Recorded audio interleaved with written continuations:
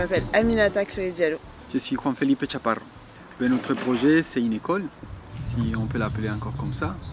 C'est une école où les personnes qui sont dedans font ce qu'ils veulent. Où on prend les enfants pour des personnes qui savent elles-mêmes décider ce qui est bon pour elles. Et on les accompagne, Aminata et moi, et les autres adultes ou les personnes qui sont là dans cette démarche. Cette école-là fonctionne de façon complètement démocratique. Donc c'est une expérience de démocratie directe tous les jours. C'est une association et en tant qu'association, elle est gérée par un conseil d'administration. Et ces conseils d'administration, c'est les conseils d'école. C'est une école qui repose selon 3 principes. Un fonctionnement démocratique quotidien. On accueille les jeunes de 5 à 19 ans et les apprentissages se font de manière autonome. Est-ce que vous pouvez chacun votre tour dire un petit peu votre parcours professionnel, d'où vous venez, comment est-ce que vous avez, de quel milieu vous venez, quelles études vous avez fait pour en arriver jusqu'ici? On pourrait commencer par dire ce qui est commun. On a tous les deux passé les bacs en candidat libre. Moi j'ai commencé mon échec scolaire à peu près à l'âge de 10 ans jusqu'à 18 ans. J'ai redoublé donc 3 fois. Après j'ai fait des études de philo, je suis passé, je me suis cherché, j'ai fini par faire 12 ans de mathématiques en entier. Après j'ai fait de l'agronomie, j'étais prof de maths, j'ai fait des pages web et maintenant, après un passage au Café Sauvage, j'ai créé une école. Du coup on s'est rencontrés au Café Sauvage, un endroit où moi j'ai découvert c'était quoi la liberté. La liberté dans une société d'humains. Et sinon je suis travailleur social de formation et j'ai choisi ce type de diplôme en fait parce que j'adore les gens, j'adore tout ce qui peut se passer dans un groupe et c'est ce qui m'intéresse le plus dans la vie et ce qui fait que je suis arrivée à créer l'école démocratique. Je suis d'origine d'Aubervilliers, en région parisienne, et ça m'a apporté beaucoup d'ouverture au niveau de la diversité culturelle, par exemple.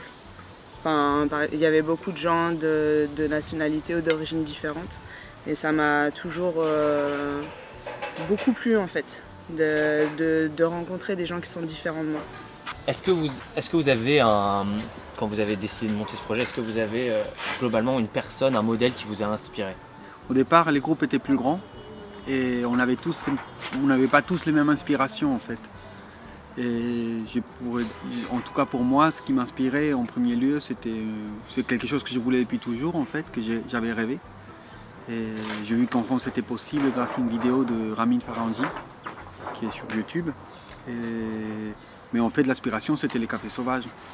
Très rapidement on s'est rendu compte, qu'Aminata et moi, qu'on était sur la même longueur d'onde sur ça, sur cette inspiration-là, cette énergie. Moi je rajouterais en fait, il n'y a pas une personne qui m'a inspirée, tous les jours il y a des gens qui m'inspirent. Je côtoie régulièrement ou des gens que je verrai qu'une seule fois dans ma vie. En fait, ce que je disais tout à l'heure, j'adore les êtres humains, c'est un truc qui est cool, même si on peut se poser beaucoup de questions, ça apporte beaucoup de bonheur. Est-ce que vous pouvez juste parler un tout petit peu plus du modèle du Café Sauvage qui vous a inspiré, pour ceux qui vont peut-être pas forcément connaître le Café Sauvage, juste en quoi le modèle du Café Sauvage vous a inspiré pour ce que vous avez construit ici? Du coup, moi ce qui m'a beaucoup inspiré au Café Sauvage, ce qui a fait peut-être une sorte de déclic dans ma tête, c'est que c'est un café associatif où tu as plein de bénévoles, il n'y a que des bénévoles qui gèrent le lieu. Donc il y avait un loyer à payer, de l'électricité à payer, des choses comme ça.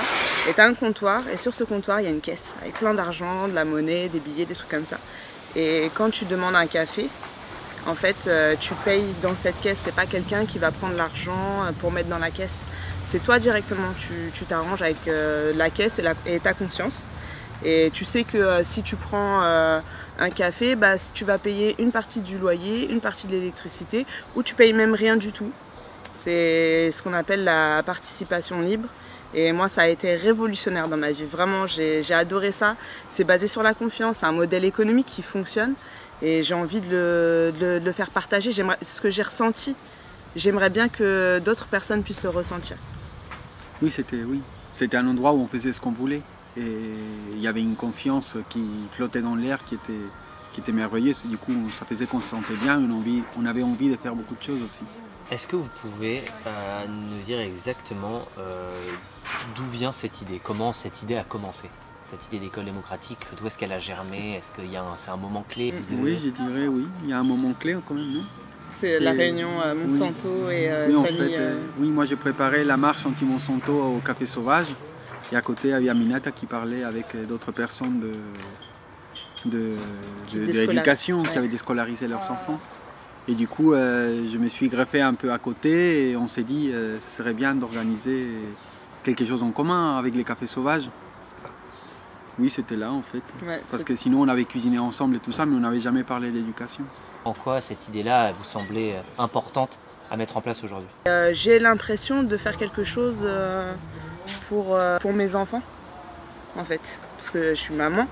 Et moi, j'ai grandi dans un monde où on me disait eh ben, la génération qui arrive, vous allez avoir du boulot, tout ça, machin et tout. Et puis un jour, j'ai commencé à avoir ce discours en regardant mes enfants et j'ai dit non mais là, faut arrêter quoi, c'est pas possible. À un moment donné, il va falloir la prendre la responsabilité. Et depuis que j'essaye de prendre mes responsabilités, ben, j'ai carrément plus de liberté quoi. Et c'est trop cool. Oui, pour moi, je crois que on a vu une période où, comme après la Première Guerre mondiale ou la Deuxième Guerre mondiale, où les gens se posent vraiment des questions et se disent il faut que ça change. Mais je crois qu'on est arrivé à un point où on se rend compte de ce qu'il faudrait changer pour que ça aille plus vite. On a une sorte d'empressement là dans les changements. Et voilà, en fait, une fois que j'ai vu que c'était possible de faire une école comme ça, j'ai pas hésité un moment en fait. J'ai su que c'est ça qu'il fallait faire parce que quelque part, quand j'essayais d'être prof des maths au collège, au lycée, je me suis rendu compte que j'ai reproduisais en fait. Dans les structures d'une école traditionnelle, je ne faisais que reproduire ce que j'avais souffert. Et là, j'aurais l'impression des jeunes d'apporter quelque chose sans reproduire les erreurs qu'on a fait avant.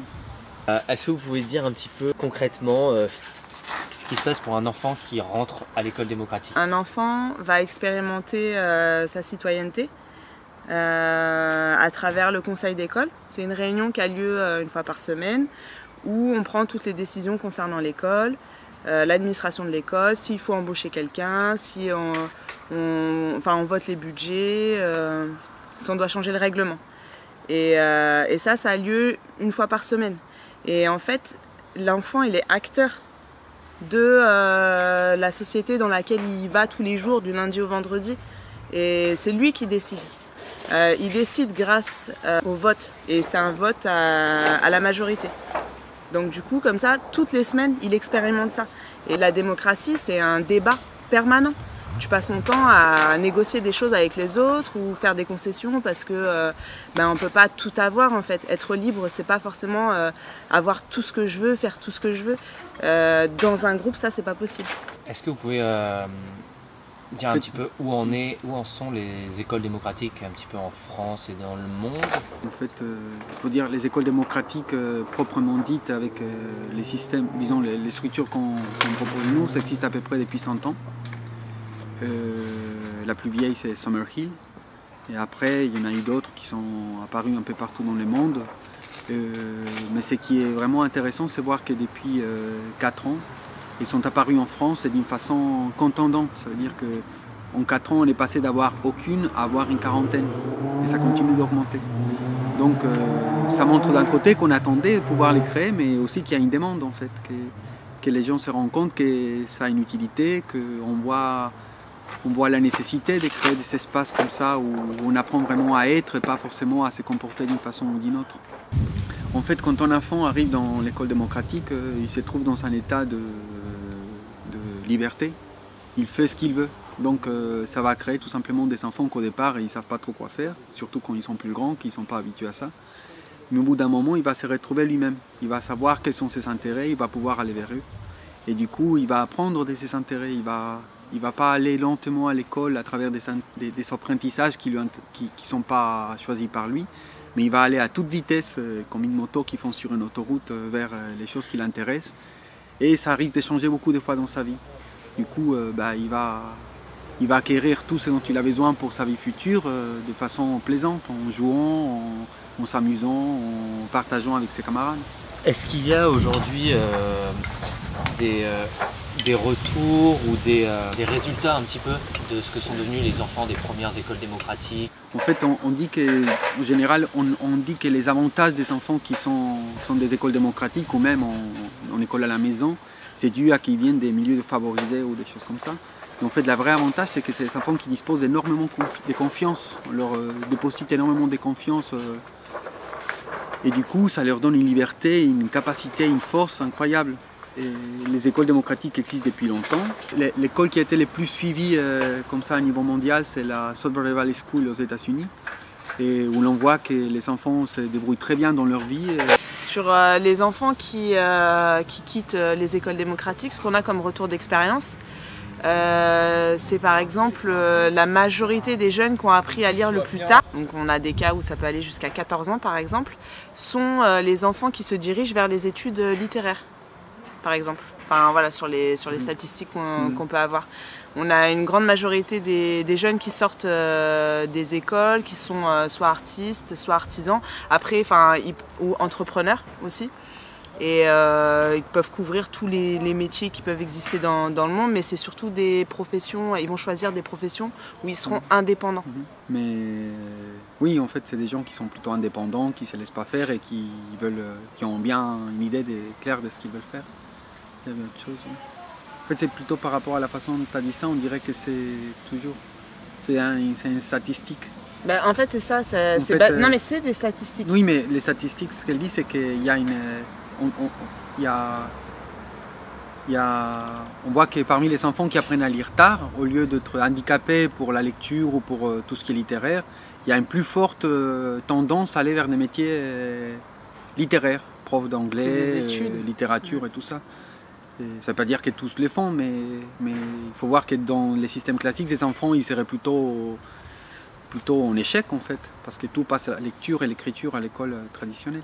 Est-ce que vous pouvez dire un petit peu qui est Yvonne Guégan et pourquoi ce lieu et pourquoi cette personne En fait, Yvonne Guégan, c'est une peintre qui est décédée en 2005, qui a vécu à Caen, qui a fait toute sa carrière à Caen. Elle a beaucoup fait pour les arts à Caen. C'est quelqu'un d'extrêmement ouvert qui accueillait tout le monde chez elle. Par ses jardins ont passé énormément de personnes. Et en 2005, après son décès, elle a laissé la maison à Jocelyne Mahler. Et Jocelyne a fait de cet espace plus qu'une maison, tout un atelier d'artistes où il y a une vingtaine d'artistes qui y travaillent, il y a des personnes de diverses associations qui viennent se rencontrer ici. Et dans le cadre d'un projet sur la mer où j'ai tricoté des chapeaux hyperboliques, et on a parlé de nos projets, je lui ai parlé de l'école, il m'a dit mais il faut la faire ici, voilà. Du coup on a cherché où et on a fini par trouver l'endroit où on est en ce moment, un peu à l'extérieur mais bien dedans. Est-ce que vous pouvez un petit peu expliquer le cadre, l'espace dans lequel les enfants vont être? Donc l'environnement de l'école, c'est en fait l'école même, à proprement parler, vraiment les locaux qui sont à nous. Il y aura une bibliothèque, il y aura une salle collective et une salle de travail. Et du coup, il y aura différents matériaux ou des jeux, des objets, des ressources, différentes ressources qui seront mis à disposition des jeunes. Et en fait, à l'espace Yvonne Guégan, il y a un jardin collectif. Donc du coup, on pourra y accéder. Et à l'espace Yvonne Guégan, il y a aussi des artistes qui sont en résidence. C'est à côté du jardin et on pourra y accéder et avoir des interactions avec les artistes qui sont dans l'espace. Il y en a une vingtaine. Il y a des céramistes, sculpteurs, peintres, calligraphes, voilà, avec différentes compétences. Et dans le jardin, régulièrement, en fait, il y a des animations qui ont lieu où les artistes accueillent des scolaires ou des jeunes qui sont en foyer, des choses comme ça. Donc voilà, l'espace Yvonne Guégan, c'est un lieu de vie. Il se passe beaucoup de choses et nous, on sera à côté, quoi. On va cohabiter un petit peu avec tout ce petit monde. Oui, il y a la partie intérieure, nos locaux, il y a aussi l'espace, il y a aussi la ville et le département, en fait. c'est pas une école où ça se passe comme ça, ici toujours au même endroit. Il n'y a pas de salle de classe, on peut aller au jardin à l'atelier partagé, dans les jardins, aller voir un sculpteur, partir en ville, voir un musée. On n'est pas coincé dans une salle de classe toute l'année.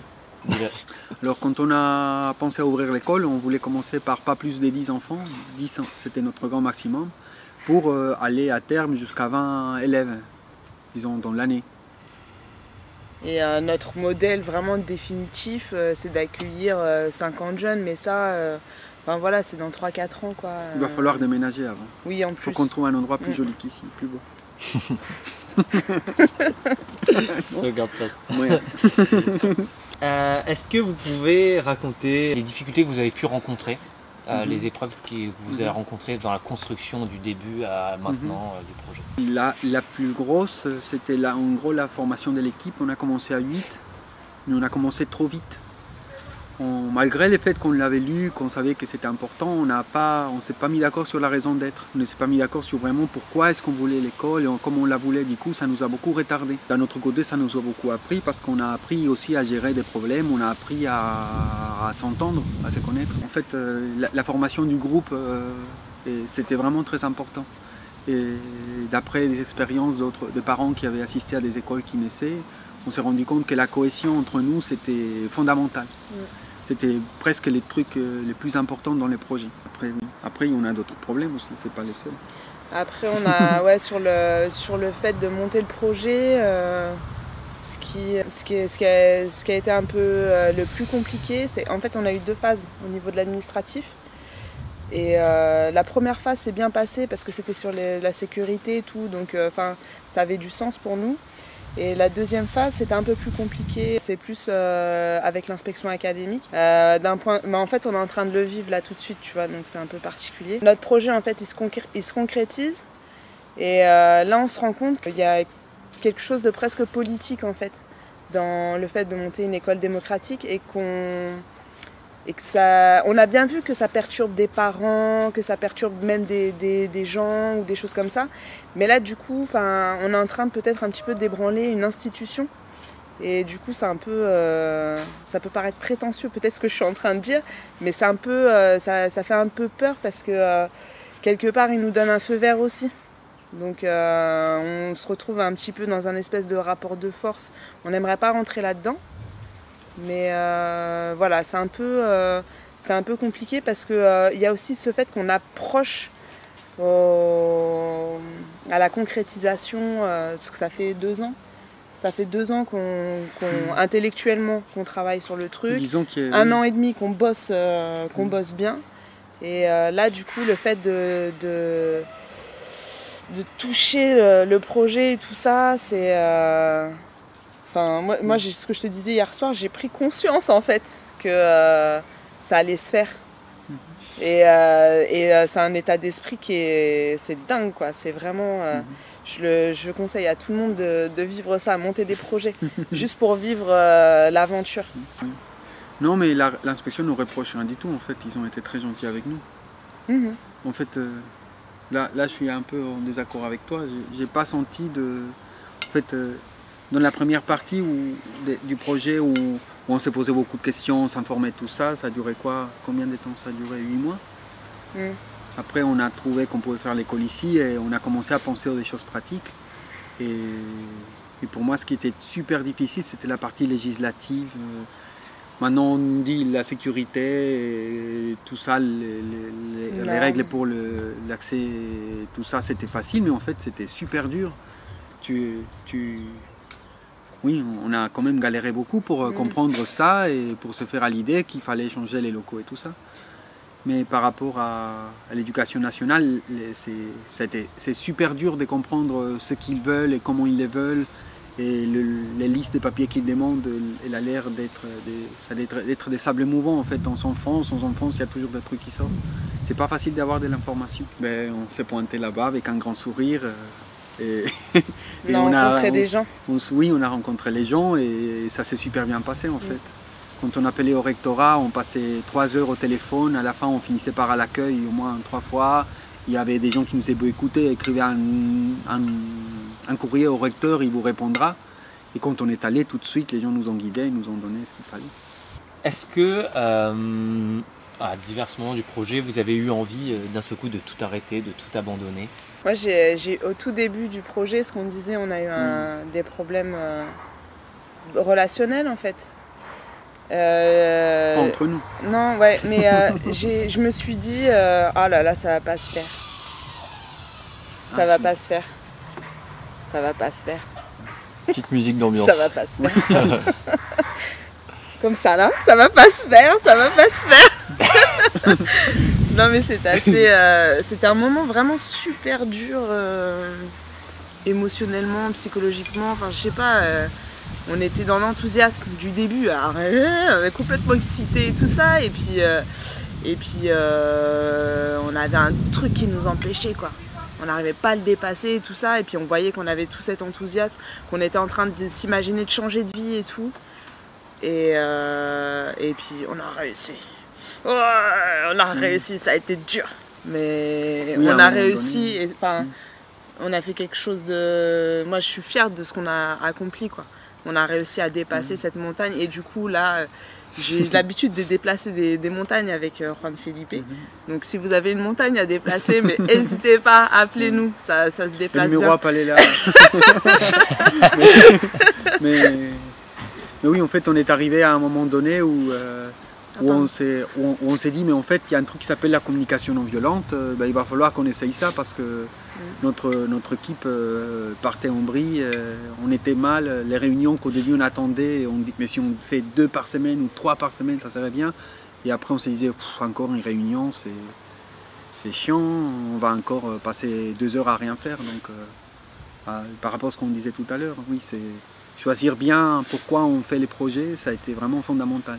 Une fois qu'on s'est mis d'accord là-dessus, ça a roulé tout le temps. Est-ce que vous pouvez raconter une anecdote joyeuse, chacun, votre anecdote un petit peu qui vous a le plus marqué, un moment d'un fou rire ou un des plus beaux moments de la construction de ce projet? C'est on se marre bien tout le temps, mais après j'ai pas de... Moi, un des moments que j'ai préféré, c'est quand on a enfin venu à bout de toute la réglementation, sécurité, incendie, accessibilité, tout ça. Et on est allé rendre les dossiers, on s'est retrouvé en face de la porte, on a trouvé une petite chienne adorable. Et du coup, j'ai dû rester dehors, j'ai dû faire garder la chienne par la maison du vélo. Et ça nous a vraiment égayé le moment de sauver la vie à cette petite chienne, mais surtout de rendre ces dossiers. On était vraiment très très très contents. On sentait que l'école était ouverte pratiquement, qu'en fin de compte on était qu'au début. Qu'a dit votre entourage et vos proches à propos de ce projet pendant la construction? Ils ont eu peur? Est-ce qu'ils vous ont pu se motiver? Est-ce qu'ils ont pu plus... Je sais pas, ma mère était très rassurée que je trouve enfin quelque chose qui me plaise vraiment. Et sinon, non, tout nous a paru, disons, j'ai pas eu des regards surpris quand j'ai dit que je voulais être prof d'éducation nationale. Ils me disaient quoi? Du coup là, tout le monde a trouvé ça normal de mon côté en fait. Moi, par chez moi, les gens attendent de voir, mais ils sont contents parce que je suis contente, donc tout le monde est content. Mais ils attendent de voir. Je vois bien que j'ai... après c'est peut-être des trucs, des objectifs perso, mais j'ai quelque chose à prouver.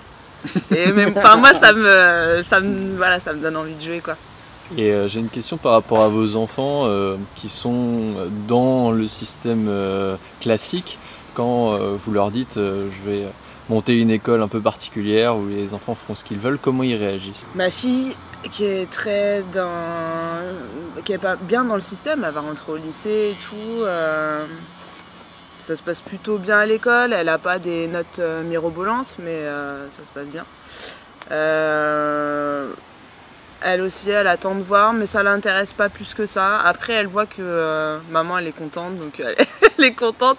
Mais ça lui fait poser des questions, et des fois, en fait, je peux être un peu virulente envers le système classique. Et là, elle me dit, oh, là, tu vas peut-être te détendre un petit peu, parce que moi, j'y suis dans le système classique, et j'aime bien ça. Donc c'est cool, ça crée du débat en fait à la maison. Moi j'ai 3 enfants qui tous les 3 cartonnent à l'éducation nationale. Et si j'ai créé là l'école, si je suis dans ces projets-là, c'est plutôt pour moi en fait. Pour eux, j'ai senti que j'ai fait le plus possible.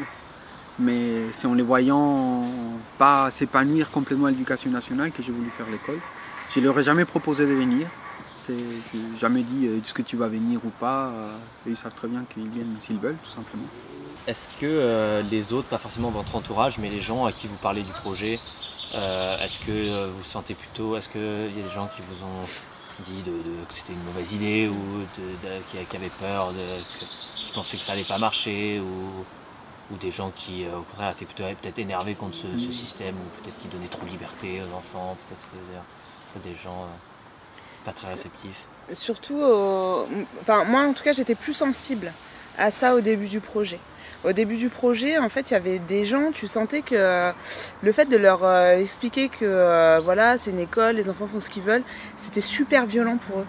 Mais vraiment, ils étaient pas bien, quoi. Et du coup, en opposition totale. Et puis, alors, du coup, moi, que j'étais au début du projet, tu vois, ça m'agressait moi. Alors que, là, maintenant, j'ai compris que, effectivement, en fait. Le système, moi je suis arrivée à un cheminement et tout, qui fait que je trouve ce que je fais c'est bien et tout, mais c'est ça aussi la démocratie, il y a des idées contradictoires qui peuvent vivre ensemble. Et du coup je suis carrément moins touchée, après je sais pas, j'ai l'impression que je rencontre moins des gens qui viennent en opposition aussi, donc ça m'embête un petit peu, parce que c'est important d'être avec des gens qui ont des idées différentes, ça t'aide à rester dans la société, à te remettre en question, c'était surtout au début où j'étais hyper sensible. En fait, c'était une petite graine qui naissait en moi, donc du coup, je faisais attention pour qu'elle grandisse bien. Et là, maintenant, c'est bon. Oui, on est sûrement moins virulent maintenant qu'au départ, en fait. Au départ, on était des bulldogs qui allaient, tandis que maintenant, on fait bien attention à ne pas blesser les gens. Et surtout chez des anciens instituts. Et du coup, quand on dit qu'on ne va pas les renseigner à lire, c'est sans viser eux, comme si on disait t'as rien compris. Non, c'est simplement une autre façon de faire. Mais c'est surtout, j'ai senti surtout les positions vis-à-vis des personnes d'éducation nationale qui se sentaient attaquées par notre discours, par notre école, même par la même idée de notre école. Mais justement, on n'est plus sûr de nous, du coup, ça ne nous affecte pas en fait. C'est vrai que quand on fait un projet comme ça, les gens, même si c'est juste autre chose, si c'est le contraire de ce qu'ils font eux, tu te sens comme s'ils devaient se remettre en question sur leur façon de faire. Oui, mais de toute façon, tu vois Aminata qui parle du projet, même si tu n'es pas d'accord, tu n'as pas envie de lui dire non, mais c'est nul ton truc, tu es contente de le voir qu'elle est contente. Donc je crois qu'il y a ça aussi. En fait, on s'est dit, bon, ils sont fous, on va voir. Depuis que vous avez lancé ce projet, comment vous vous sentez dans votre vie personnelle? Est-ce que vous sentez que vous avez évolué? Est-ce que ça vous a fait grandir? Est-ce que vous avez appris des choses? Est-ce que vous avez changé de perception du monde? Déjà, trouver ce qu'on veut faire vraiment de sa vie et le faire, ça change tout en fait. Ça change absolument tout. C'est un nouveau paradigme. C'est pas à faire qu'est-ce que je vais faire pour vivre, mais en fait, je vais vivre et en plus, je vais être payé peut-être. Donc ça change absolument tout. Là, c'est un basculement, carrément. De la joie, tout bien. Enfin, ma vie, elle a un sens. Ça, c'est un truc de ouf. Trouver un sens à sa vie. Waouh, j'ai trouvé un sens à ma vie. Oui, et bizarrement, on devrait avoir une caméra 360 pour ce genre de truc. Mais bizarrement, maintenant, je me dis en fait que je me commence à me poser la question, qu'est-ce que je vais faire après? Ouais. En fait, je me dis, à partir une fois que l'école fonctionnera, je vais chercher aussi ce que je vais faire le reste de ma vie. C'est pas comme si on se disait, voilà, on a trouvé. Non, en fait, c'est un bon pas et il faut que ça marche et que ça aille dans le temps, mais c'est pas une fin. Voilà. C'est un chemin. Oui. Parlez comme si vous donniez des conseils à quelqu'un qui aurait envie de lancer un projet, pas forcément le même, mais peut-être dans la même idée que vous, ou même un projet lambda. Ce que je donnerais comme conseil, c'est de ne pas être seul. De trouver des gens, parce que l'union fait la force. Mais vraiment, pour de vrai, ça apporte plein de trucs, le collectif. Sauf si tu as envie de monter vraiment ton projet tout seul, c'est un défi personnel ou des trucs comme ça. Moi, je conseille vraiment le collectif, parce qu'on multiplie les compétences et tout. d'avoir de l'ambition, mais de l'ambition, c'est avoir des rêves de fou, de l'imagination, des choses comme ça. Et c'est ça qui est bien dans le collectif, c'est que quand on rêve à plusieurs et qu'on imagine à plusieurs, ça donne des trucs vraiment de dingue. Le conseil que je ferais, en fait, c'est l'administratif, c'est super important, il faut le faire et tout ça. C'est pour ça que c'est bien d'être aussi en équipe pour se donner des forces. Mais c'est pas s'arrêter à là, en fait. Vraiment, c'est de dire qu'est-ce qu'on veut, quel est son idéal. Et après, c'est dire peut-être je pourrais pas tout faire, mais surtout faire quelque chose. Si on s'était arrêté à notre idéal, nous on voulait que l'école soit gratuite. Mais en fin de compte, on ne peut pas. Du coup, ça ne veut pas dire qu'il ne faut pas les faire. Il faut savoir s'adapter à la réalité et savoir s'adapter aux contraintes. Donc il faut y aller les plus proches de l'idéal possible sans se soucier de l'administration. Et après, on règle les problèmes comme on peut. La loi, il y a des gens bien qui s'arrangent pour ne pas payer des impôts. On peut bien s'arranger pour ouvrir une école. Est-ce que la construction de cette école et depuis qu'elle est ouverte, ça vous a permis de vous faire plus d'amis, des amis différents? Est-ce que vous avez découvert des gens auxquels vous ne pensiez pas peut-être vous rapprocher avant? Oui, moi je dirais oui. Déjà on a rencontré les personnes qui sont à l'école, c'est déjà beaucoup en fait. Ça nous a, lors des réunions de formation, on a rencontré plein de monde. Et quand on regarde déjà les personnes qui sont à l'école, c'est vraiment des personnes très différentes entre elles, avec une richesse incroyable. Et à l'école il y a aussi Sion qui est chinois, et il y a des personnes qui viennent, qu'on ne connaissait pas en fait. Oui, on a rencontré beaucoup de monde. Et moi je rajouterais un truc par rapport aux compétences sociales. Le fait de créer un projet, en tout cas d'école, moi ça m'a, je sais pas, dans le relationnel c'est différent. Je pourrais pas l'expliquer là tout de suite, tu vois, mais on a appris à s'accorder, à prendre toujours depuis le rayé ou jacquard. Oui, la collaboration, la coopération aussi, c'est quelque chose on apprend à travailler ensemble. Et puis on apprend à le faire avec d'autres personnes aussi. Ouais, c'est des choses nouvelles en fait. Moi, on m'a jamais enseigné ça. J'ai jamais pu l'expérimenter. Et là, du coup, c'est très agréable. Ouais. C'est un conseil qu'il nous a donné notre banquier, qui est très sympa. Il nous a dit que l'argent, ça ne devait pas être un problème. Et effectivement, c'est un problème en fait de trouver l'argent. Ça ne se trouve pas comme ça. Mais en fait, il ne faut pas s'arrêter à ça. C'est une grave erreur. Il faut se dire on aura besoin de faire ça, ça et ça, et voilà, on commence à les faire. Et en fin de compte, les choses s'arrangent. Si on est à fond et si le projet a du sens, on va trouver l'argent, pas un problème. Mais en fait, c'est vrai que oui, au départ, quand on faisait les comptes, c'était le monde d'argent, voilà, c'est quelque chose qu'on verra après. Et ça nous a vraiment beaucoup aidé. Si on s'était d'abord centré sur l'argent, on aurait été paralysé. Parce que c'est ce qui paralyse. Parce qu'en plus, l'argent, il n'arrive pas tout à coup, il arrive petit à petit quand tu commences à faire des choses. Quand on nous a fait les prêts à la banque, c'était parce que justement, on avait déjà une certaine crédibilité. La crédibilité ne vient pas simplement du projet, mais de la façon dont tu le portes et ce que tu fais pour lui. C'est important dans la société dans laquelle on est aujourd'hui de monter des projets. Qu'ils aboutissent pas, c'est pas grave. Il faut qu'on développe ses compétences de coopération, ses compétences un peu entrepreneuriales, c'est-à-dire aller chercher que dit la loi, qu'est-ce que je peux faire. Et il faut qu'on développe des compétences dans des milieux qui sont pas forcément notre milieu de formation ou de choses comme ça. Il faut qu'on essaye d'élargir nos champs de compétences. C'est vrai que pour ça le collectif c'est bien. C'est important pour nous, vraiment pour notre équilibre peut-être mental, de retrouver du sens à nos vies. Et c'est important parce qu'à un moment donné, on aime bien, on va continuer à se reproduire tout le temps, parce que voilà, c'est dans la nature, on fait partie de la nature. Et il faut y aller quoi. Il faut y aller, c'est important. Limite, j'ai envie de dire, c'est urgent, c'est un cri, un SOS que je lance. Allez-y, mettez-vous à fond dans les projets. C'est réalisable, c'est réalisable. Ayez de l'ambition. Voilà. Alors, pour plus d'informations, allez cliquer en bas. Il faut suivre les liens. Vous prenez votre souris et vous cliquez dessus.